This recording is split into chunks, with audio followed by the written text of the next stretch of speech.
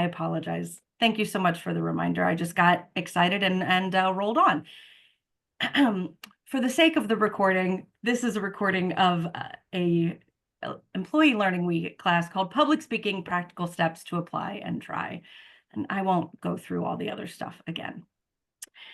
What we're going to do today is provide you with 3 different speeches given by members of our ORC Toastmasters Club. And during those speeches, give you an opportunity to work yourself on that 60-second, what do you do, or so what is Rotary kind of speech. So before we keep going, do make sure that you have maybe a Word document or a note open or a piece of pen and paper next to you, and I'll give everybody a second to do that.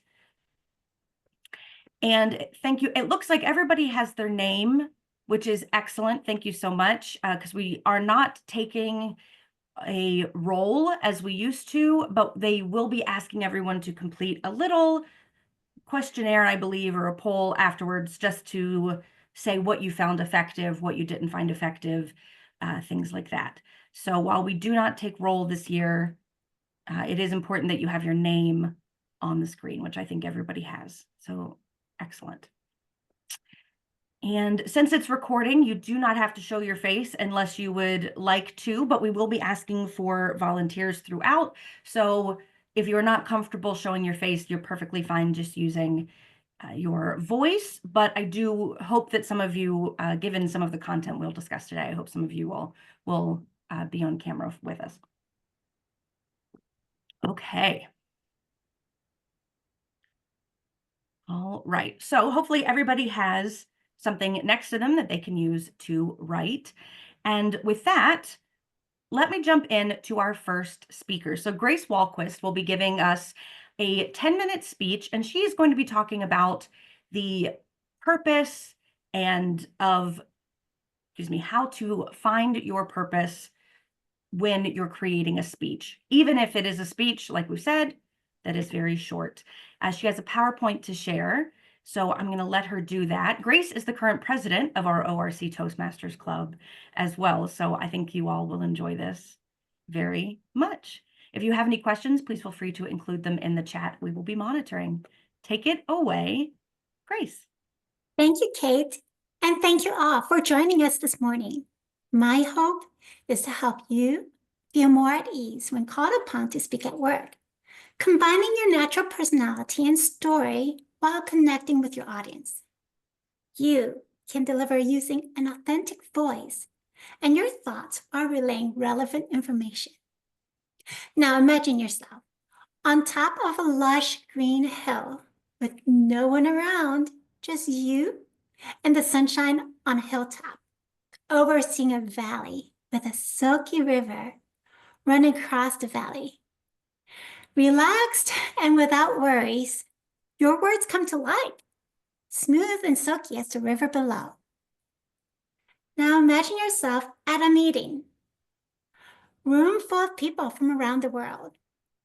You are excited to meet your international colleagues from across the globe for the very first time as you collaborate on a common issue you all share. Each of you will take turn introducing yourselves. Hi, my name is Grace Walquist. As Toastmaster Club President at ORC Orators and as Payment Coordinator on the Grants Team Financial Processing Department at the Rotary Foundation in Region 2, I process payments on grants. Have I lost you yet in what I just said? We'll be talking about narrowing and pinpointing your topic and purpose of your speech while reaching and matching your intended audience. Have you ever attended a meeting where the speaker lost you, or a time when it's hard to follow what the speaker is conveying? Knowing your audience and narrowing the content is important. Here in this session, we will touch on the practical in keeping your audience attention while staying relevant and relatable. Say no more. That's the title of my speech today. I choose this title because I want you to come away with less is best. The fewer words you speak while relaying a message to your intended audience, the better. Why? Well, have you been at a seminar where the person just rambled on, perhaps in tangents, or too many words? Perhaps the PowerPoint slide is too busy to follow.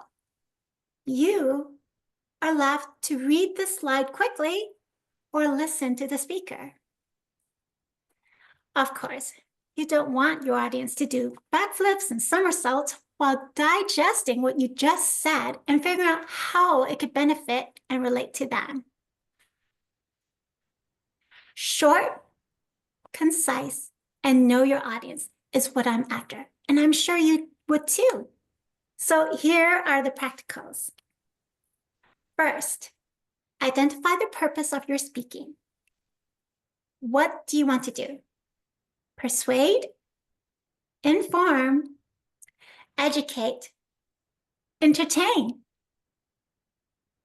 Next, choose a subject that most people can relate, or at least the audience you're targeting can relate. Who will you be addressing? A group of international attendees whose English may not be their first language, or colleagues from your department who knows the lingo and is well-versed on the topic. Will there be an interpreter while you're talking? What about the culture and social etiquettes, or your word of choice? It is important to do your homework ahead of time to know your audience before speaking to them. That way, you may better connect with your audience using examples from a story or a situation where your audience can relate. Bear in mind that your audience may not have the words you spoke in front of them to go back later if they miss something. So be kind to them and use short sentences or phrases rather than long, complicated sentences in your speech.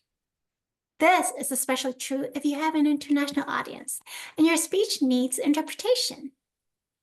The interpreter and audience will thank you if you break up your sentence so they have time to digest what is said. So, before you step up the podium or take that mic, it helps to have your main point organized in a manner that's simple to follow and easy for your audience to grasp. After all, you want your audience to be able to summarize what you said in just one sentence.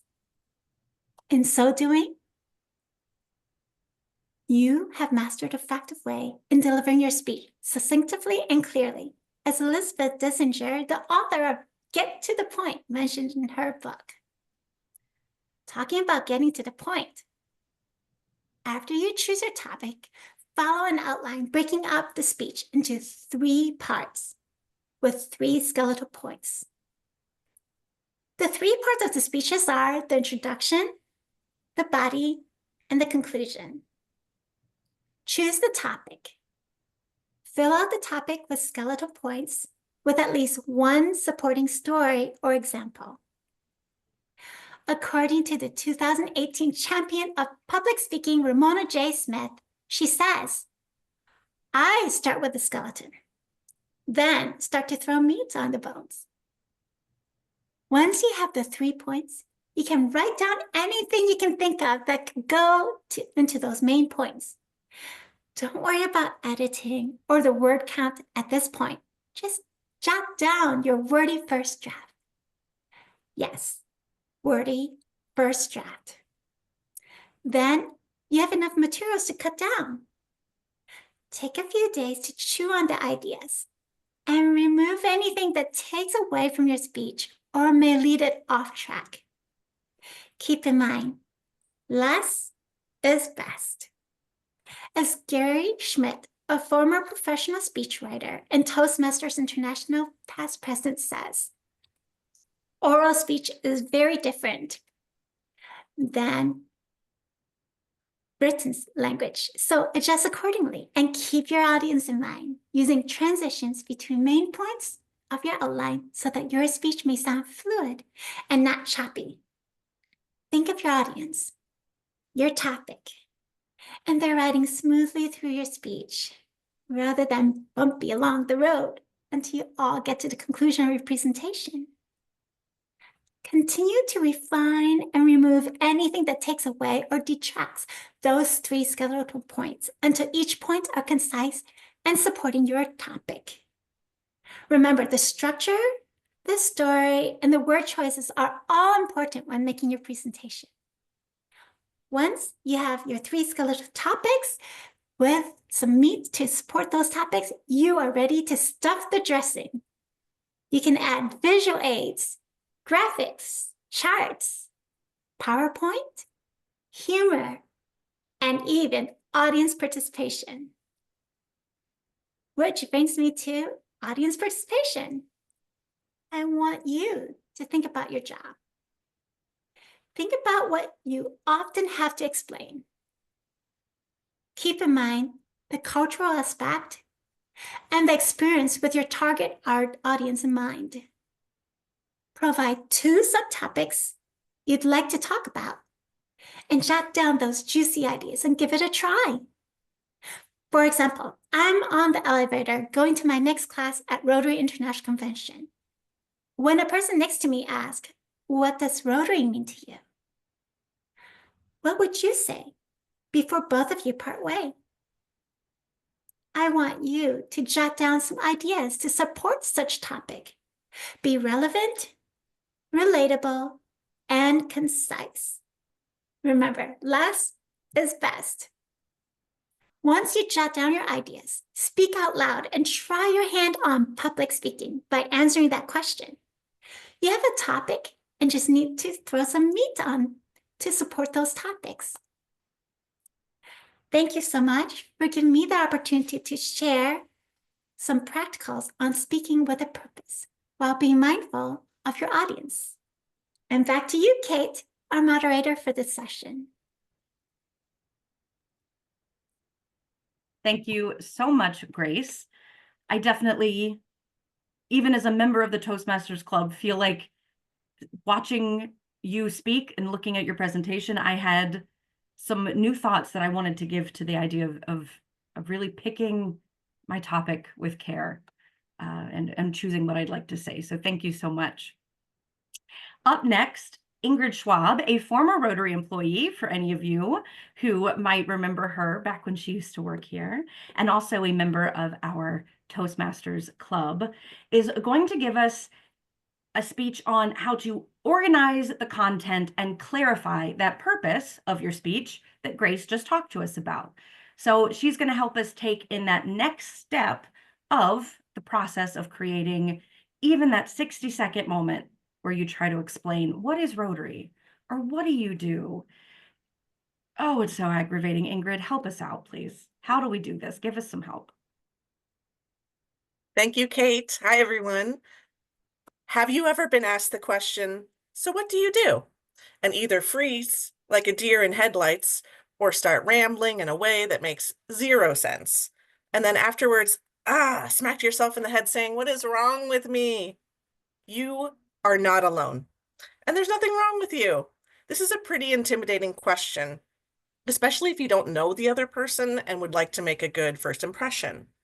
It can help to take a second to collect your thoughts, clarify the purpose of your words, and organize how you say it. Today, we'll walk through one option to organize your thoughts, which follows the standard formatting for an essay with an introduction, 2 to 3 main ideas, and a conclusion. For each section, we'll think through why you say what you do and how to say it concisely. Today, we'll envision this as a 60-second elevator pitch. If you were giving a longer talk, you could really expand each of those sections or play around with the format to craft a certain type of story or consider how to keep an audience engaged for a long period of time. But for us today and our 60-second elevator pitch, we'll use this structure to practice sharing a little bit about ourselves in a professional setting while leaving a lasting impression.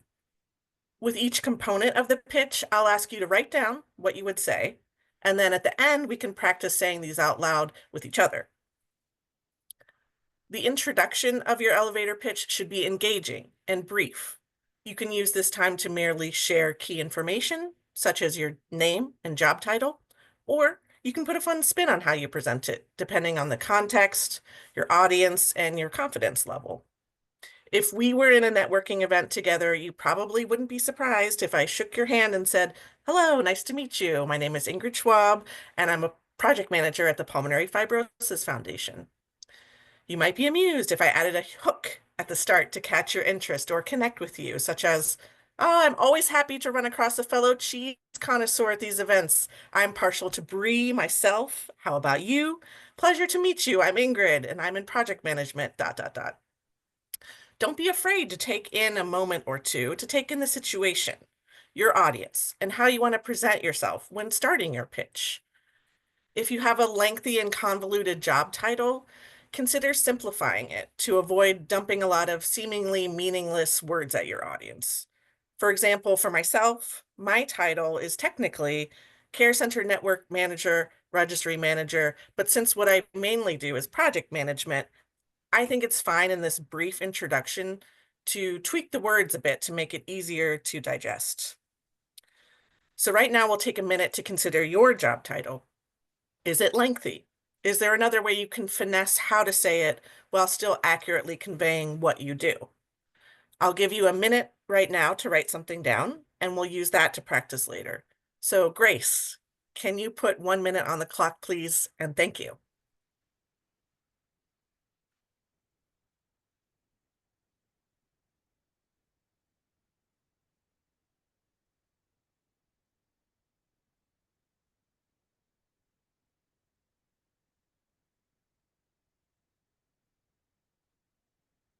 Mhm.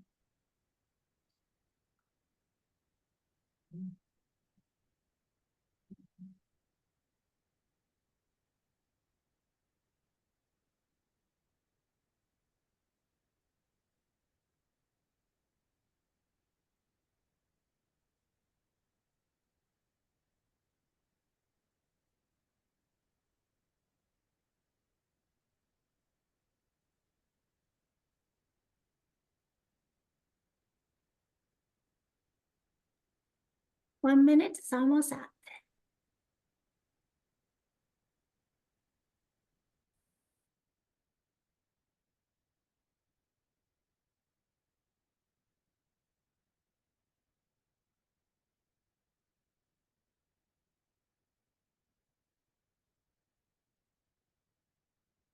One minute is up. Thank you. Thank you, Grace. Once you've shared your name and your title, you can share a few key points about what you do and about what your organization is, or if you prefer, about your career more broadly. This is the body of your essay, the meat of your sandwich, the 2 to 3 main ideas. However you want to picture it, though, please remember that brevity is key. How might you sum up your job description in 1 sentence? Could you do the same for your career path?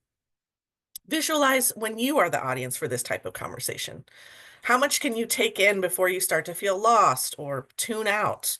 And how much do you remember about what someone tells you after the conversation has ended? It might seem daunting to capture in 1 sentence your job, but we have the advantage right now and later on in your free time of writing down, revising, editing, and practicing what you want to say and how to say it. Let me give you an example for myself, and then I'll give you a moment to write down some thoughts for yourself. What do I do? In 1 sentence, it is this: I manage projects and provide support to healthcare providers who treat lung diseases. Don't worry about the where as of yet, just the what. Other examples might be, I oversee budgets and process payments, or I plan meetings and events in different areas around the world. I'll give you a minute again to write something down, and we'll use that to practice later. So again, Grace, can you put 1 minute on the clock, please? And thank you.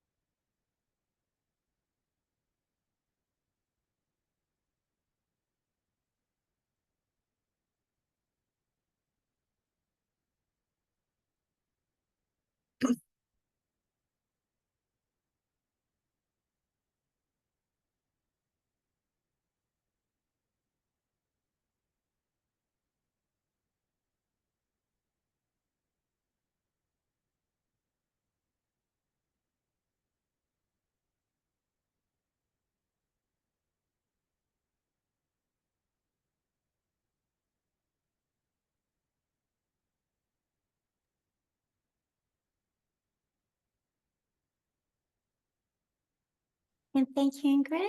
1 minute is up. Thank you, Grace.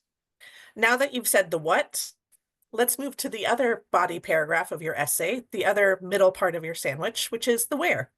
This can either be your current organization of Rotary or your field in a more general sense, or both. Again, keeping what you say to be concise and high level is important. You can always go into more details later if it makes sense with the flow of conversation, or even if you wish to send a follow-up message later on. For myself, I would say, I work at the Pulmonary Fibrosis Foundation, which is a patient advocacy organization for patients with pulmonary fibrosis, their caregivers, and their health care providers. If you feel lost on how to succinctly describe what your organization does, consider looking at their mission statement for guidance on how to get the point across more quickly. Kate, can you please include in the chat a link to Rotary's vision and essence statements for your reference? So thank you so much, Kate, for doing that. And again, I'll give you all a minute right now to practice writing something down about the where. Grace, again, can you put 1 minute on the clock, please? And thank you. Absolutely.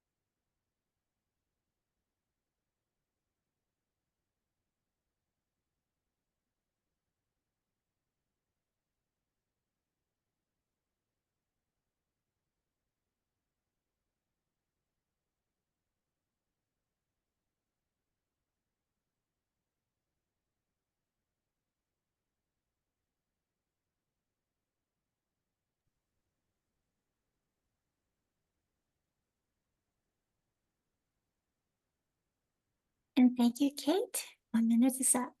Oh, Ingrid. Thank you, Grace.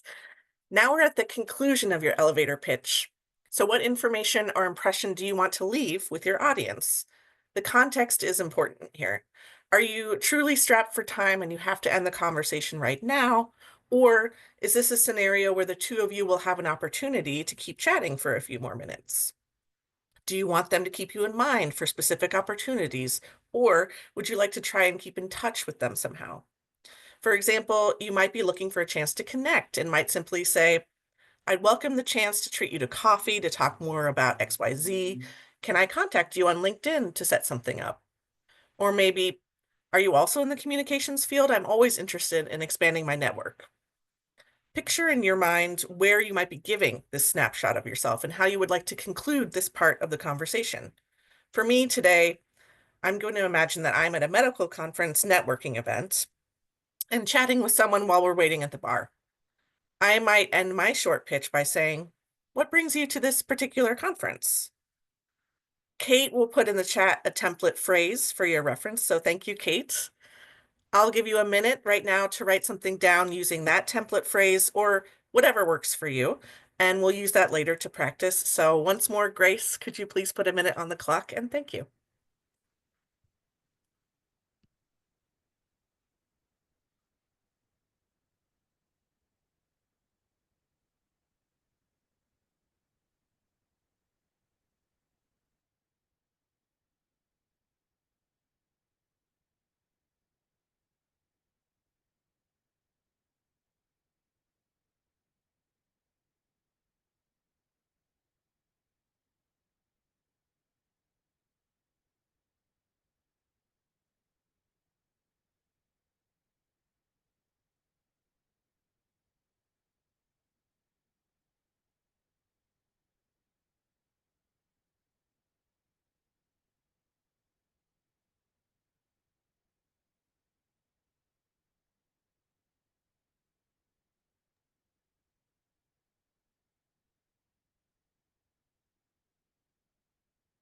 Thank you, Ingrid. 1 minute is Thank up. you. Thanks, Grace. All right, now that you have your introduction, your body paragraphs, your conclusion in front of you, let's practice. First, I want to give all of you a chance to say it out loud. So please, everyone, let's take a minute, make sure you're muted. Make sure your video's off so you can just fully relax and practice saying your elevator pitch out loud. You can say it more than once, but again, we'll put a minute on the clock. So Grace, can you put 1 minute on the clock for this? And let's just go crazy and practice whatever you have. Thank you, Grace. Absolutely. Thanks, Ingrid.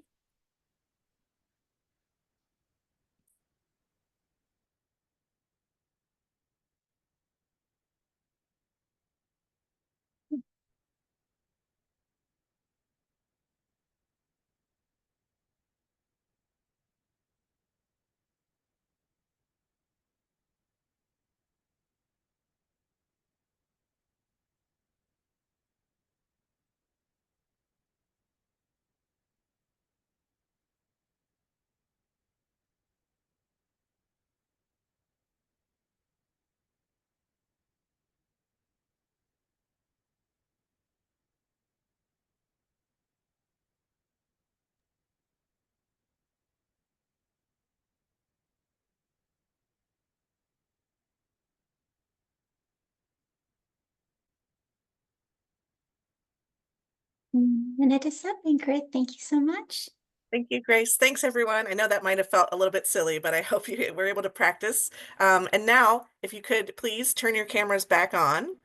And I'll ask, do we have any volunteers to practice talking through their pitch in front of everyone? It doesn't have to be perfect, just a chance to practice here with each other. If you're interested, please use the raise hand feature on Zoom if you'd like to volunteer, and I can call on you. Not to make it sound scary, we're here to support each other.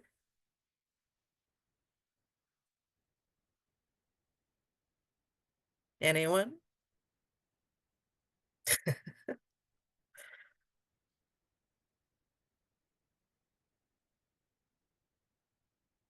don't know if I don't see any. Oh, Maria. Thank you. If you could please unmute yourself and go for it. Thank you. Oh, I couldn't leave you guys hanging like that. Okay. Hello, my name is Maria Muschel. I'm the marketing copywriter for Rotary International, which means I write emails, ads, video scripts, and more to help inform and support our members and staff. We're based in Evanston, Illinois. Rotary is a service membership organization with more than 1.2 million members in about 220 countries and territories worldwide. What do you do? Maria, that was beautiful. Thank you so much for sharing that with us and being the first to volunteer. I love it.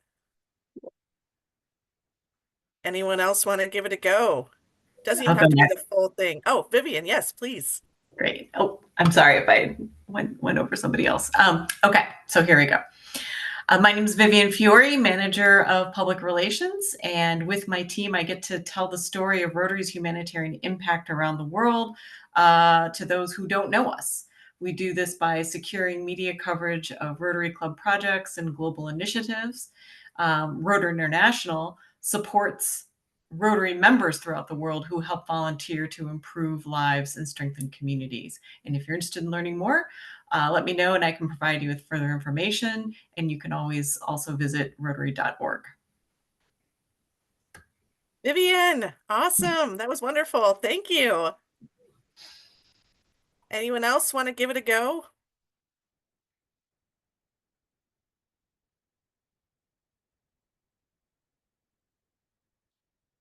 Grace, did you want to? I can't tell if you're you don't have to. I can't tell if you're doing. Okay, yes. Okay, go ahead. Yeah. So, hi, my name is Grace Walquist, payment coordinator responsible for paying grants. I love the wonderful projects you and many of the Rotary members are involved, surely representing service about the South. Pleasure to meet you and looking forward to hearing more about it over at lunch about the progress of your report. Awesome. Yes, I like that sign off and invite to lunch. That's fun. All right. Awesome. Thank you all for taking part in this with me today and with us, our club.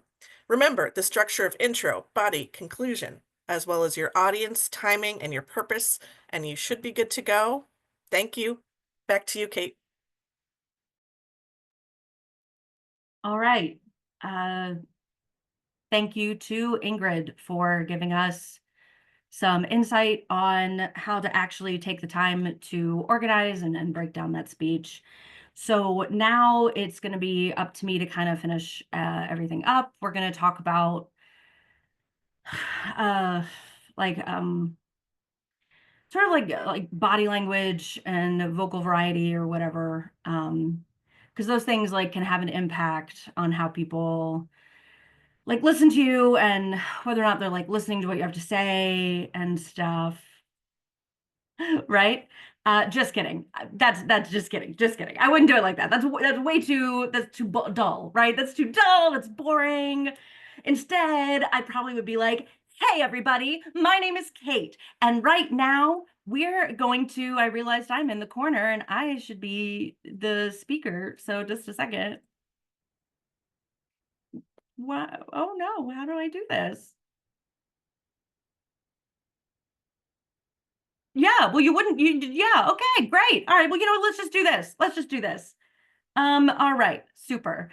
Okay, there we go. Fixed, I think, right? I'm the speaker now. Great. So let's just go ahead and do this. So that energy probably isn't what you'd want to give either. Although I will say that that part about the speaker wasn't in my meeting notes. We're going to talk about body language and vocal variety. Why? Because hopefully you could see from just the two examples at the beginning that they have a huge impact on what you're saying and whether or not people want to listen to what you're saying. The first person didn't really sound like they wanted to be there, right? They didn't sound like they even wanted to be giving a speech or talking to you. You might even feel uncomfortable because they don't sound like they want to be there. Whereas the second person was big, super big, but kind of manic, right? Which was really excellently illustrated in that I was messing up our view for the recording.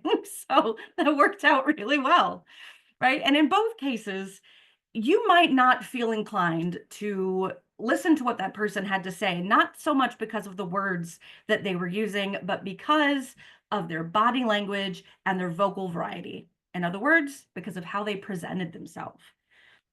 So that's why we're going to talk about those two items, because they are some of the most important things that we have at our disposal as speakers. So body language is, let's see, gestures, movements. I want to, that kind of thing, right? Fact is, body language is something that we all do all the time, whether or not we're thinking about it. And when we give a speech, sometimes we're suddenly so much more aware of that. And we think, have I ever used my hands? What do I do with them? Where do I put them? Where do I stand? Do I shift to one foot or to the other? Do I walk over there? Body language is something that we use all the time. A lot of human communication is nonverbal. So it's something that we definitely want to make use of as we give a speech. Vocal variety is kind of just that. It's using a variety in your tone, in your volume, to find the right emphasis for the words that you want to highlight. So you're going to want to say, I really love chocolate. And if you say, I really love chocolate, that helps you make your point, right? The emphasis on the word that you chose. Okay.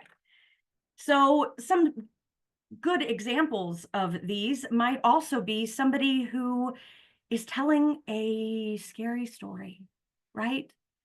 And their body gets kind of small and they lean in and their voice gets very soft and quiet. And then boom, the big shock at the end of the story, right? So at this point, you might be saying, okay, Kate, I see you doing all this and all of this, but what if that's not me? What if I'm not a naturally expressive person who uses a lot of gestures? And sometimes I wish I was less of a gesturer. Does that mean that I won't be engaging? Like, well, tough luck for me. I guess it just doesn't come naturally to me, so it won't work. Of course not. Of course not. I would never want you to feel that way. I have come up with 3 steps that I think really highlight what to focus on when you are trying to think about how you want to present yourself using both your body and your voice when you're giving a speech of any kind. And I use a little acronym, and for me, I use ASP, A-S-P. ASP is a kind of snake, for anybody who doesn't know, and they strike fast.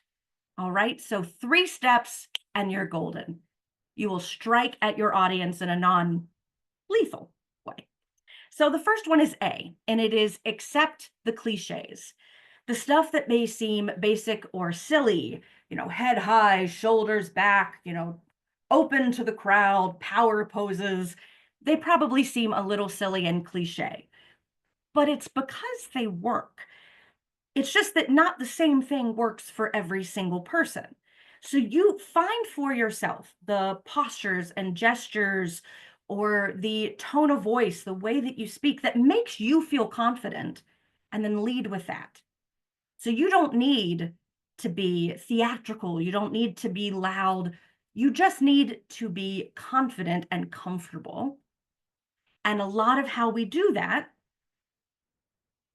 is by taking some of those things that we've heard all our lives and putting them to practice. Okay? So accept the cliches. S is be specific. So for every speaker that you have watched who seem to be making interesting or engaging choices, and they seem just like they're naturals up there, they're not. They might be a little, but they took time while prepping what they were going to say to choose those specific moments, right? So before you give the speech, you want to pinpoint those moments, right? This is what's important to me. It's kind of like what was being said in the first 2, with the first 2 speakers that we had today. You don't just, well, Rotary, I mean, we kind of do,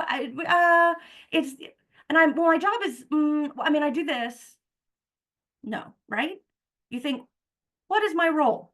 What is what I would like to share about my role? And how would I like to share it? If I said, it's whatever. I work with data quality. I'm like, whatever. Nobody's going to like that. Nobody's going to listen, right? Oh, she doesn't like her job. She doesn't like what she does. No. I say, oh, I work with data quality. I work with all of our membership data. I've said it with a positive tone of voice, with my chin up, with my head back, and I made those specific choices. And so the specific choice doesn't have to be extremely thought out, but it does need to be specific, something you've chosen. And that way you know that you will succeed in getting your message across and presenting yourself the way you'd like to be presented. And number 3, P, is practice big. Again, practice might seem obvious because it's the truth, but it's the big part that is important.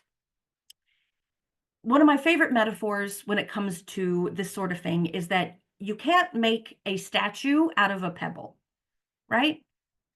To make a statue, you have to start with a huge slab of rock, and then you chip away at it, and then you find underneath the statue that comes out. If you practice how you'd like to present yourself to people, what you'd like to say, and you do it at home, and you're like, well, okay,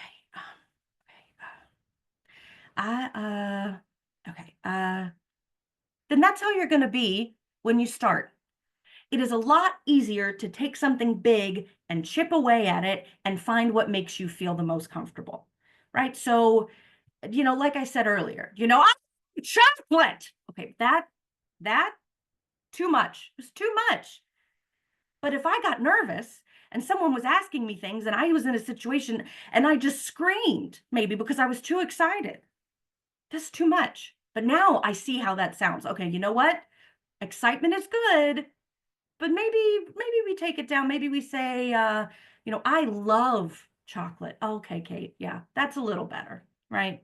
That didn't make people jump. It just expressed a passion for chocolate, which I think we can all share.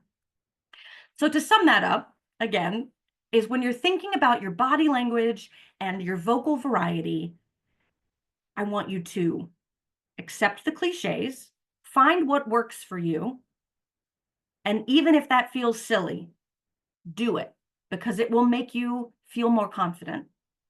And it doesn't have to work for everybody, it just has to work for you. Be specific, make choices that you know you will be able to remember and that will emphasize the things that you want to emphasize. And lastly, to practice big. Give yourself the space to do something that maybe feels big or embarrassing so that then you know how to tone things down and use those choices and present them in the way that you would like to present them. So with that, much like we did with some of our others, I'm going to go ahead and go back to our gallery view, and I would like to offer a minute of time for you to, cameras off, take what you've written and practice it big. Okay, cubicle mates, neighbors, forget about them. Be big. Say it in the biggest voice that you can. I'll give you 1 minute to practice that. And then afterwards, hopefully somebody might want to present as well, keeping those things in mind. But first, let's have a minute on the clock. Okay, I'm timing now, Kate.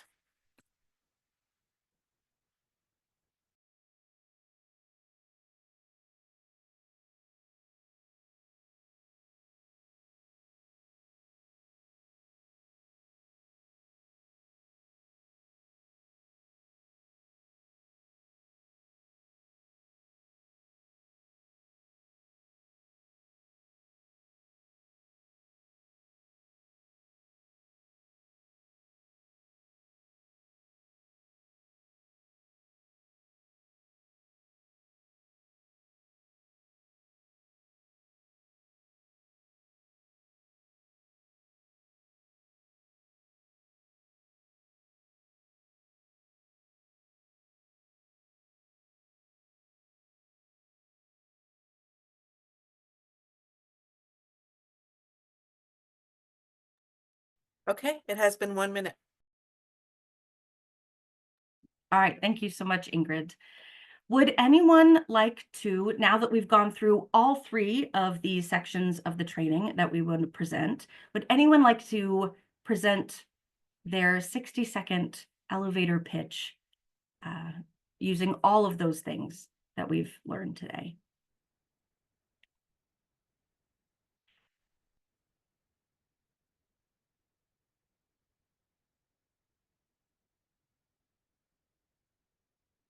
Promise. You know, I'll even turn off the recording if that helps.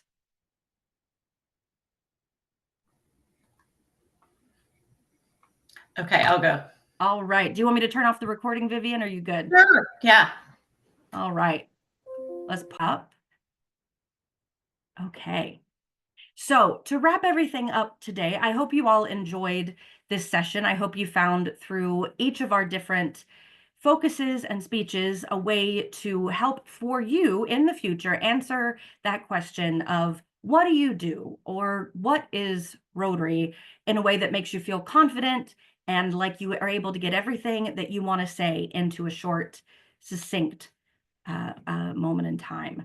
Steve Sundstrom already put a note in the chat, but for the rest of you as well, I'd like to say, if you found this interesting and you would like more opportunities to practice, we do have a Toastmasters club here at One Rotary Center. We meet every other Thursday from 12 to 1. And if you are interested, please feel free to reach out to Steve Sundstrom. He is our Vice President of Membership this year, and he'd be more than happy to help you with any information that you need. And I think that's pretty much it. So thank you so much to everybody who came out. I was really happy to see so many people came and joined this session so early in the week when I know that we're all kind of catching up over the weekend and getting our week started. So thank you so much. You have a wonderful rest of your day and having a fantastic employee learning week. Thank Bye, guys. you. Great job. Thank you. Thank you, Thank Kate, you. Grace, Thanks Ingrid. very much. Much.